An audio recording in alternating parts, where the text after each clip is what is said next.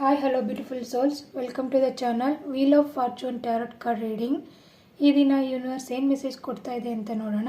ಅದಕ್ಕೂ ಮೊದಲು ಈ ರೀಡಿಂಗ್ಸ್ ಬಂದು ಜನರಲ್ ರೀಡಿಂಗ್ ಆಗಿರುತ್ತೆ, ಎನರ್ಜಿ ಬೇಸ್ಡ್ ರೀಡಿಂಗ್ ಆಗಿರುತ್ತೆ ಮತ್ತು ಟೈಮ್ಲೆಸ್ ರೀಡಿಂಗ್ ಆಗಿರುತ್ತೆ. ಅಂದರೆ ನೀವು ಇದನ್ನು ಯಾವ ಸಮಯದಲ್ಲಿ ನಿಮ್ಮ ಕಣ್ಮುಂದೆ ಬರುತ್ತೋ, ಯಾವಾಗ ನೀವು ಇದನ್ನು ನೋಡ್ತೀರೋ ಆ ಸಮಯಕ್ಕೆ ಇದು ಅಪ್ಲೈ ಆಗುತ್ತೆ. ಈ ರೀಡಿಂಗಲ್ಲಿ ತುಂಬ ಜನರದ್ದು ಎನರ್ಜೀಸ್ ಕನೆಕ್ಟ್ ಆಗಿರೋದ್ರಿಂದ ಯಾವುದು ನಿಮಗೆ ಅನ್ವಯವಾಗುತ್ತೋ ಅದನ್ನು ಸ್ವೀಕರಿಸಿ, ಉಳಿದದನ್ನು ಬೇರೆಯವರಿಗೆ ಬಿಟ್ಬಿಡಿ.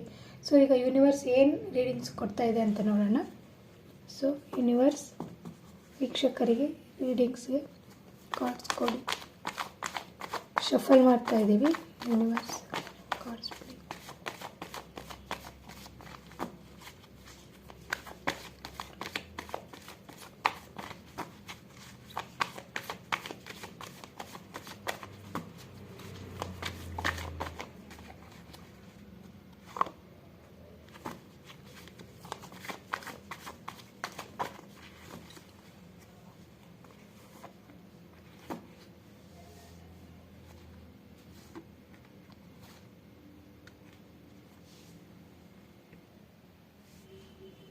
ಸೊ ನಮಗೆ ಈ ಕಾರ್ಡ್ ಸಿಕ್ಕಿದೆ ಯೂನಿವರ್ಸ್ ಕಡೆಯಿಂದ.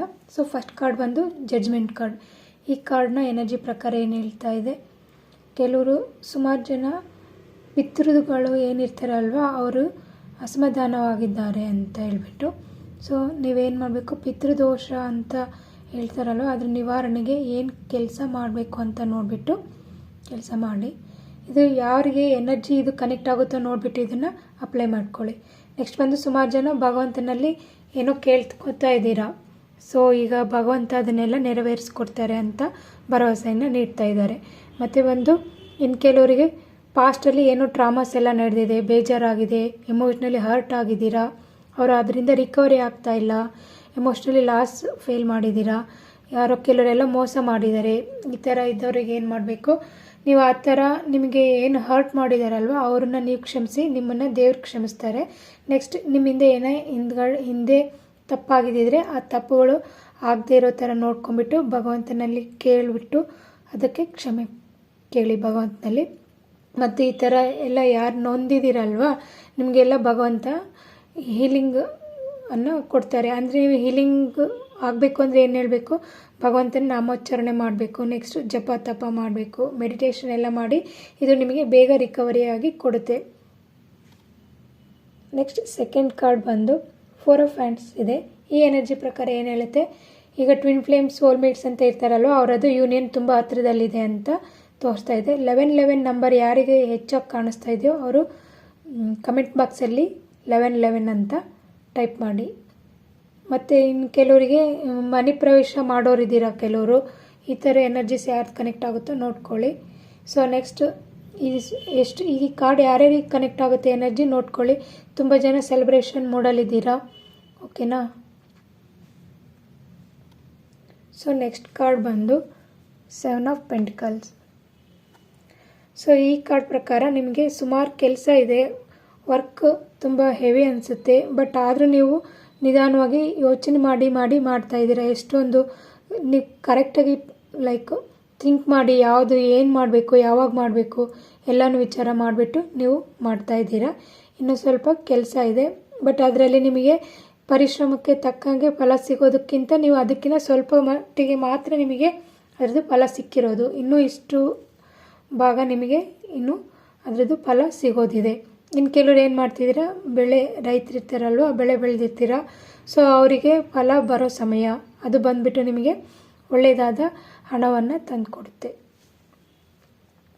ನೆಕ್ಸ್ಟ್ ಬಂದು king of cups. King of cups ಏನು ಹೇಳುತ್ತೆ, ನೀವು ಏನು ವರ್ಕ್ ಮಾಡ್ತೀರಲ್ವ ನೀವು ಒಂಥರ ಕಿಂಗ್ ಥರ. ಆದರೆ ಏನಿದೆ ನಿಮ್ಮ ಸುತ್ತಮುತ್ತಲು ಅಥವಾ ನೀವು ವರ್ಕ್ ಮಾಡ್ತಕ್ಕಂಥ ಜಾಗದಲ್ಲಿ ನಿಮ್ಮ ಹಿಂದೆ ಮುಂದೆ ಯಾವುದು ಸ್ಟೆಬಿಲಿಟಿ ಇಲ್ಲ, ಎಲ್ಲ ಏರಿಳಿತ ಆಗ್ತಾ ಇದೆ, ಏರುಪೇರು ಆಗ್ತಾ ಇದೆ. ಬಟ್ ಆದ್ರೂ ನೀವು ಅದನ್ನೆಲ್ಲ ಮೀರಿ ನಿಂತುಬಿಟ್ಟು ನೀವು ನಿಮ್ಮ ಕೆಲಸವನ್ನು ಮಾಡ್ಕೋತಾ ಇದ್ದೀರಾ ಮತ್ತು ನೀವು ಅದನ್ನು ಚೆನ್ನಾಗಿ ನಡೆಸ್ಕೊಂಡು ಹೋಗ್ತಾ ಇದ್ದೀರಾ. ಆದರೆ ನಿಮಗಿದು ಸಕ್ಸಸ್ ತಂದು ಕೊಡುತ್ತೆ ಮುಂದೆ ಅಂತ ಈ ಕಾರ್ಡ್ ಎನರ್ಜಿ ಹೇಳುತ್ತೆ. ನೆಕ್ಸ್ಟ್ ಕಾರ್ಡ್ ಬಂದುಬಿಟ್ಟು 2 ಆಫ್ ಸ್ವಾರ್ಡ್ಸ್.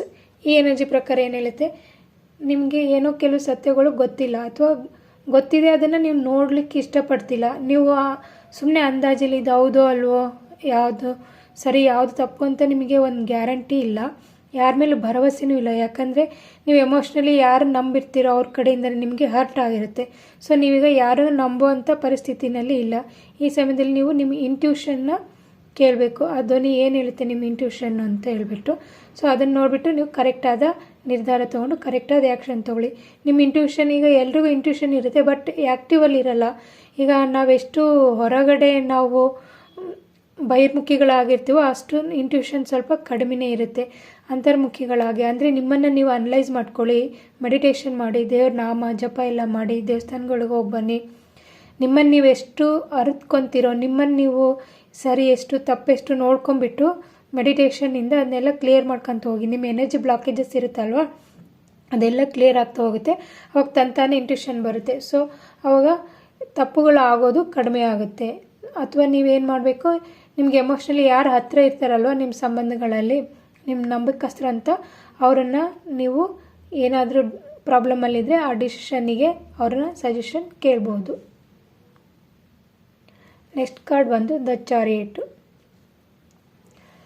ಚಾರಿಯಟ್. ನೀವು ಬಂದು ಲೀಡರ್ಶಿಪ್ ಕ್ವಾಲಿಟೀಸ್ ಇದೆ. ನಿಮಗೆ ವಹಿಸಿರ್ತಕ್ಕಂಥ ಜವಾಬ್ದಾರಿಗಳನ್ನ ತುಂಬ ಚೆನ್ನಾಗಿ ನಿಭಾಯಿಸ್ತೀರಾ. ಹಾಗೆ ನಿಮಗೆ ಆಪರ್ಚುನಿಟೀಸ್ ಕೂಡ ತುಂಬ ಹೆಚ್ಚಾಗಿ ಇದ್ದಾವೆ ಮತ್ತು ನೀವು ಅವನ್ನ ಜಯಿಸ್ತೀರ ಕೂಡ. ನಿಮಗೆ ದೇವರ ಅನುಗ್ರಹವಿದೆ. ನೀವು ಒಬ್ಬ ಭಕ್ತರಾಗಿರ್ತೀರ ದೇವ್ರದ್ದು, ಅದರಲ್ಲಿ ಎಸ್ಪೆಷಲಿ ಶಿವಜಿ ಅವರ ದೊಡ್ಡ ಭಕ್ತರಾಗಿರ್ತೀರ. ನೆಕ್ಸ್ಟ್ ನೀವು ಯಾವುದು ಗುಡ್ ಯಾವುದು ಬ್ಯಾಡ್ ಯಾವುದು ಅಂತ ನೀಟಾಗಿ ನೋಡಿಬಿಟ್ಟು ಡಿಸಿಷನ್ ತೊಗೊಂಡು ಮುಂದುವರಿತೀರಾ. ಓಕೆನಾ. ನೆಕ್ಸ್ಟ್ ಇನ್ನು ಕೆಲವರಿಗೆ ಬೇಗನೆ ನಿಮಗೆ ಪ್ರಯಾಣ ಮಾಡೋ ಅಂಥ ಸಂದರ್ಭ ಒದಗಿ ಬರುತ್ತೆ ಅಂತ ಈ ಎನರ್ಜಿ ಹೇಳ್ತಾ ಇದೆ. ಓಕೆ ವೀಕ್ಷಕರೇ, ಇವತ್ತಿಂದು ಯೂನಿವರ್ಸ್ ಕಡೆಯಿಂದ ಇಷ್ಟು ಮೆಸೇಜ್ ಸಿಕ್ಕಿದೆ. ಸೊ ಇದು ಯಾರ್ಯಾರಿಗೆ ಅನ್ವಯವಾಗಿದೆ ಅಂತ ಹೇಳ್ಬಿಟ್ಟು ಕಮೆಂಟ್ ಮಾಡಿ. ಯಾರ್ಯಾರಿಗೆ ಈ ವಿಡಿಯೋ ಇಷ್ಟ ಆಗಿದೆಯೋ ಲೈಕ್ ಮಾಡಿ, ಶೇರ್ ಮಾಡಿ ಮತ್ತು ಸಬ್ಸ್ಕ್ರೈಬ್ ಮಾಡಿ. ಯಾರ್ಯಾರ ಎನರ್ಜೀಸ್ ಇಲ್ಲಿ ಕನೆಕ್ಟ್ ಆಗಿದೆ ಅಂತ ಕಮೆಂಟ್ ಮಾಡಿ. ಥ್ಯಾಂಕ್ ಯು ವೀಕ್ಷಕರೇ. Thank you universe. Thank you.